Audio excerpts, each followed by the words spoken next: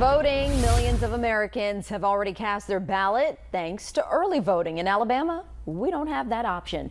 And you may be wondering why. Today, we talked to state leaders and voters about the idea of early voting and if it could ever find its way here. WAFF 48's Daquan Lee is live from the Madison County Courthouse.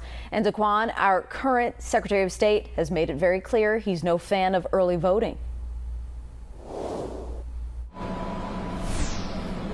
Margot, Secretary of State Wes Allen says early voting could lead to chaos and confusion, and he will not be bringing early voting to the state while he has any say.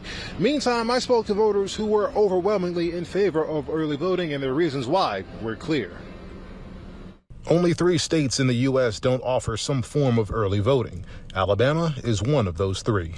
But definitely having some type of early voting would be preferable to me. In Tennessee, almost 40% of eligible voters have already cast their ballot. If you want to vote before Election Day in Alabama, you need to vote absentee, and you need a reason why you can't be at the polls on Election Day. Would-be voters like Jason Burnett say early voting would save him from having to make a tough choice in the future.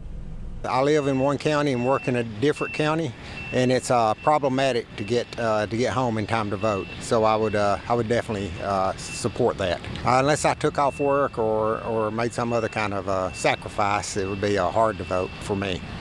Secretary of State Wes Allen has made it clear he will not be bringing early voting to Alabama.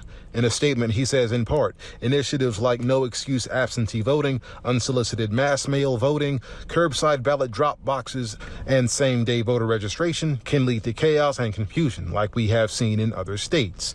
Tennessee early voters like Adam Moore believe the chaos comes from waiting in long lines to vote.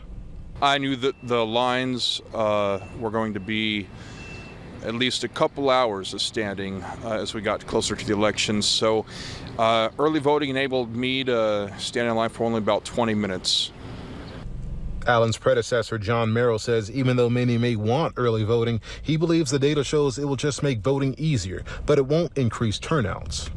But empirical data has proven over the years that prior to the COVID experience in 2020, that early in-person voting did not increase the number of people that voted in the process throughout the nation.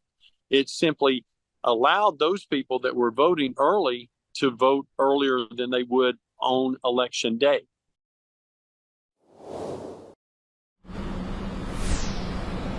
Now make sure your voice is heard. Election Day is Tuesday. The polls open in Alabama at 7 a.m. and close at 7 p.m.